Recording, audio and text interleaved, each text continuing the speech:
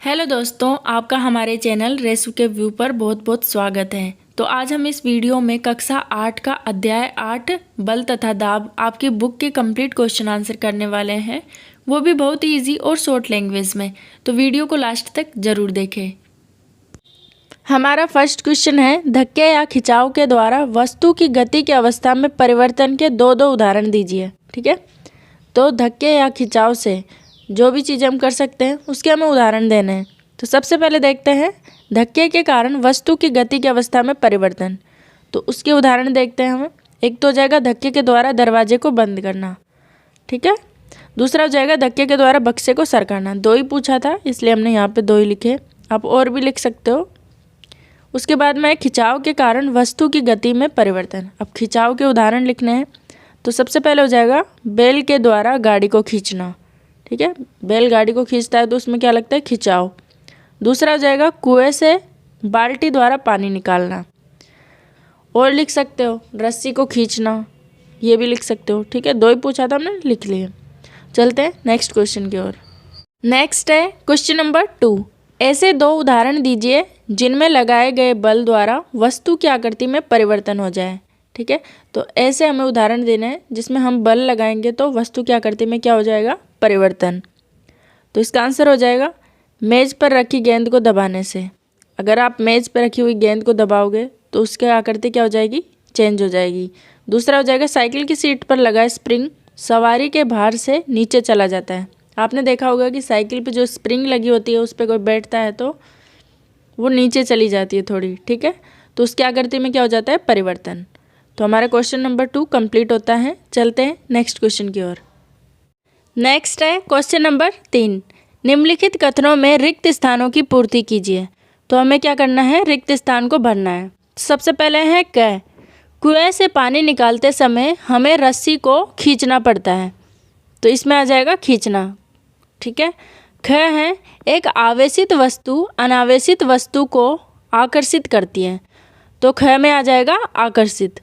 फिर है ग, सामान से लदी ट्रॉली को चलाने के लिए हमें उसको धक्का देना पड़ता है, तो ग में आ जाएगा धक्का देना।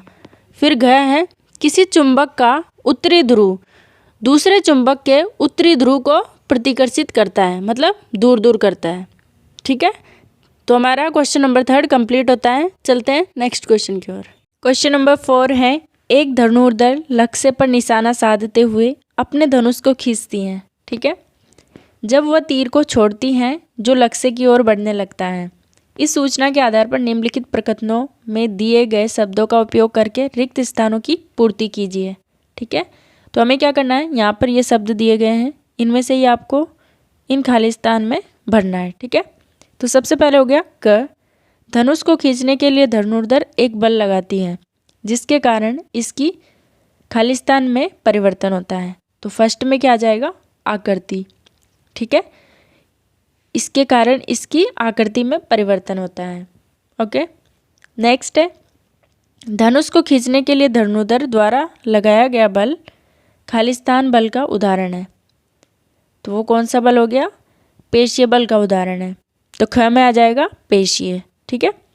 ग है तीर की गति की अवस्था में परिवर्तन के लिए उत्तरदायी बल का प्रकार खाली स्थान बल का उदाहरण है। तो इसमें कौन सा आ जाएगा, इसमें भी आ जाएगा पेशीय, ओके।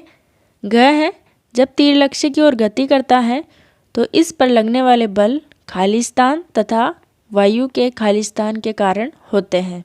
तो इसमें आ जाएगा गुरुत्व और इसमें आ जाएगा घर्षण, ठीक है। तो इस तरह से आप इनको फिल करोगे, ओके। चलते हैं अपने नेक्स्ट क्वेश्चन की ओर। नेक्स्ट है क्वेश्चन नंबर 5। निम्न स्थितियों में बल लगाने वाले कारक तथा जिस वस्तु पर बल लग रहा है उनको पहचानिए। तो प्रत्येक स्थिति में जिस रूप में बल का प्रभाव दिखाई दे रहा है उसे भी बताइए। तो हमें क्या करना है, इसमें 3 चीज़ें बतानी है। एक तो बल का कारक, और एक जिस वस्तु पर बल लग रहा है उस वस्तु को, और एक बल का प्रभाव यानी बल का क्या परिणाम आ रहा है उसको हमें लिखना है। तो सबसे पहले हमें क्या करना है, एक सारणी बनानी है। उसके बाद में देखिए, रस निकालने के लिए नींबू के टुकड़ों को उंगलियों से दबाना। तो बल का कारक इसमें कौन सा हो जाएगा, उंगलियां। कि बल किससे लग रहा है, उंगलियों से। उसके बाद में है बल प्रभावित वस्तु, तो बल लगाने से कौन सी वस्तु प्रभावित हो रही है, नींबू, तो यहाँ पर हम लिख देंगे नींबू। उसके बाद में परिणाम क्या आ रहा है, तो उंगलियों से नींबू को दबाने से नींबू का रस बाहर आ रहा है, मतलब रस का स्त्राव। उसके बाद में है ख, दंत मंजन की ट्यूब से पेस्ट बाहर निकालना, तो इसमें बल लगाने के लिए किसका उपयोग हो रहा है, उंगलियों का, तो यहाँ पे भी लिख देंगे हम उंगलियाँ। उसके बाद में बल प्रभावित वस्तु, यानी बल से कौन सी वस्तु प्रभावित हो रही हैं, तो ये हो रही है दंत मंजन की ट्यूब, तो यहाँ पे लिख देंगे हम दंत मंजन की ट्यूब। उसके बाद में परिणाम क्या निकल के आ रहा है, तो पेस्ट से, मतलब दंत मंजन की ट्यूब से पेस्ट बाहर आएगा, तो यहाँ पे लिख देंगे हम पेस्ट का बाहर आना। उसके बाद में ग, दीवार में लगे हुए हुक से लटकी कमानी के दूसरे सिरे पर लटका भार, तो इसमें बल का कारक, यानी बल किससे लग रहा है, लटकते हुए भार से, तो यहाँ पे लिख देंगे हम लटकता भार। उसके बाद में बल प्रभावित वस्तु, यानी बल से कौन सी वस्तु प्रभावित हो रही है, तो कमानी, तो यहाँ पे लिख देंगे हम। उसके बाद में परिणाम क्या निकल के आ रहा है, तो कमानी का लंबा होना।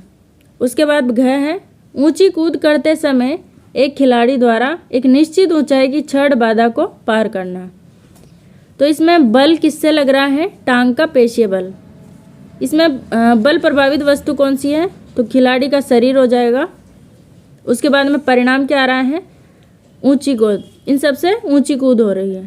तो क्वेश्चन नंबर 5 हमारा कंप्लीट होता है। चलते हैं नेक्स्ट क्वेश्चन की ओर। नेक्स्ट क्वेश्चन है क्वेश्चन नंबर 6। एक औजार बनाते समय कोई लोहार लोहे के गर्म टुकड़े को हथौड़े से पीटता है, ठीक है। पीटने के कारण लगने वाला बल लोहे के टुकड़े को किस प्रकार प्रभावित करता है, तो लोहे को पीटने के बाद लोहे का क्या होगा, लोहा कैसे दिखेगा, उसके बारे में लिखना है, ठीक है। तो इसका आंसर हो जाएगा, पीटने के कारण लगने वाले बल से लोहे का टुकड़ा चपटा हो जाता है। कैसा हो जाता है, चपटा। ओके, चलते हैं नेक्स्ट क्वेश्चन की ओर। नेक्स्ट है क्वेश्चन नंबर 7। एक फुलाए हुए गुब्बारे को संश्लेषित कपड़े के टुकड़े से रगड़कर एक दीवार पर दबाया गया और यह देखा गया कि गुब्बारा दीवार से चिपक जाता है। दीवार तथा गुब्बारे के बीच आकर्षण के लिए उत्तरदायी बल का नाम बताइए। क्या बताना है हमें कि गुब्बारे और दीवार के बीच में आकर्षण है, उसमें कौन सा बल पाया जाता है। तो इसका बहुत ईजी सा आंसर हो जाएगा, क्या हो जाएगा, स्थिर विद्युतीय बल। ओके, स्थिर विद्युतीय बल। ठीक है, चलते हैं नेक्स्ट क्वेश्चन की ओर। नेक्स्ट है क्वेश्चन नंबर 8। आप अपने हाथ में पानी से भरी प्लास्टिक की बाल्टी लटकाए हुए हैं। बाल्टी पर लगने वाले बलों के नाम बताइए और विचार विमर्श कीजिए कि बाल्टी पर लगने वाले बलों द्वारा इसकी गति की अवस्था में परिवर्तन क्यों नहीं होता। तो क्या करना है हमें, सबसे पहले इसमें हमें बाल्टी पर जो बल लगे हैं उनके नाम बताने हैं। उसके बाद में उसकी जो बल लगे हैं उसके कारण बाल्टी की गति की अवस्था में कोई भी परिवर्तन नहीं होता, क्यों नहीं होता, उसके बारे में हमें बताना है। ठीक है, तो आंसर देखते हैं हम इसका। तो सबसे पहले देखते हैं कि बाल्टी पर कौन कौन से बल लगे हैं। तो एक तो हो गया धरती का गुरुत्वाकर्षण बल, जो कि लगता है नीचे की ओर। आपको पता है कि धरती सभी चीज़ों को अपनी ओर खींचती है क्योंकि उस पर गुरुत्वाकर्षण बल लगता है, समझ गए। उसके बाद में दूसरा हो जाएगा बाजुओं का पेशीय बल, जो कि ऊपर की ओर लगता है। आप देखिए, जो गुरुत्वाकर्षण बल है वो नीचे की ओर लगा है और जो बाजुओं का पेशीय बल है वो ऊपर की ओर लगा है, समझ गए।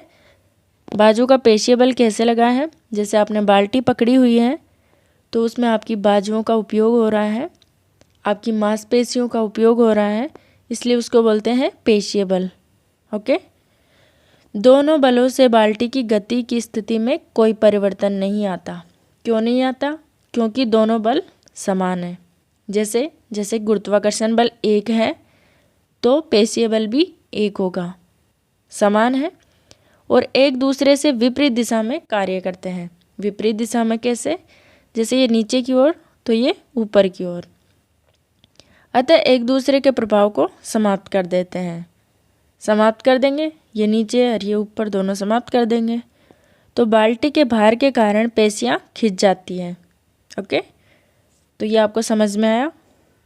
ओके, चलते हैं नेक्स्ट क्वेश्चन की ओर। नेक्स्ट है हमारा क्वेश्चन नंबर 9। क्वेश्चन नंबर 9 क्या है? किसी उपग्रह को इसकी कक्षा में प्रमोचित करने के लिए किसी रॉकेट को ऊपर की ओर प्रक्षेपित किया गया। ठीक है, प्रमोचन मंच को छोड़ने के तुरंत बाद रॉकेट पर लगने वाले 2 बलों के नाम बताइए। तो हमें क्या बताना है? जो रॉकेट है वो अपने मंच को छोड़ने के बाद में उस पर 2 बल काम करते हैं, उन बलों के हमें नाम बताने हैं। ओके, सबसे पहले हो जाएगा धरती का गुरुत्वाकर्षण बल, जो कि नीचे की ओर लगता है। हमने आपको बताया था कि धरती चीज़ों को अपनी ओर खींचती हैं क्योंकि गुरुत्वाकर्षण बल उन पर काम करता है। तो एक तो ये हो गया। दूसरा हो गया ईंधनों के जलने से उत्सर्जित गैसों का निर्मोचित बल। एक ये हो गया जो कि ऊपर की ओर लगता है। ठीक है, तो क्वेश्चन नंबर 9 हमारा कंप्लीट होता है। चलते हैं नेक्स्ट क्वेश्चन की ओर। नेक्स्ट है हमारा क्वेश्चन नंबर 10। जब किसी ड्रॉपर के नोजल या चंचू को पानी में रखकर इसके बल्ब को दबाते हैं तो ड्रॉपर की वायु बुलबुलों के रूप में बाहर निकलती हुई दिखलाई देती है। बल्ब पर से दाब हटा लेने पर ड्रॉपर में पानी भर जाता है। ड्रॉपर में पानी के चढ़ने का कारण है। आपको यहाँ पर ऑप्शंस दिए हुए हैं और इसमें से आपको सही आंसर टिक करना है। ठीक है, पानी का दाब, पृथ्वी का गुरुत्व, रबड़ के बल्ब की आकृति या वायुमंडलीय दाब। कौन सा सही होगा? तो इसमें सही आंसर होगा ऑप्शन घ, वायुमंडलीय दाब। ठीक है, ये इसका आंसर हो जाएगा। इसी के साथ हमारा ये चैप्टर फिनिश होता है। वीडियो को एक लाइक ज़रूर दें और हमारे चैनल को सब्सक्राइब करें और हमें कमेंट में ज़रूर बताना कि आपको वीडियो कैसी लगी। मिलते हैं नेक्स्ट वीडियो में। Thank you.